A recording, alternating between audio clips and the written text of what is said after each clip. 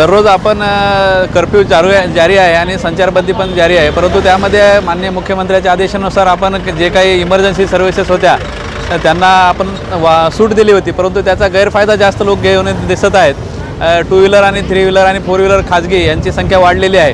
त्याच्यामध्ये आपण त्यांना कुठे मेडिकल किंवा ग्रोसरी असेल, किराणा असेल तर त्यांनी आपापल्या कॉलनीतून जाऊन पायी जाऊन घेणे अपेक्षित आहे. त्यावर आपण 2 व्हीलर आणि 3 व्हीलर आणि 4 व्हीलर या खाजगी गाड्यावर पुन्हा बंदी केलेली आहे, परंतु तशा प्रकारचे लोक स्वतःवर बंधन घालताना दिसून येत नाहीत. म्हणून आज आपण संपूर्ण हे गाड्यावर कारवाई करण्याचं ठरवलेलं आहे. बिलकुल चालान वगैरे प्रत्येक गाड्यावर सुरू आहे.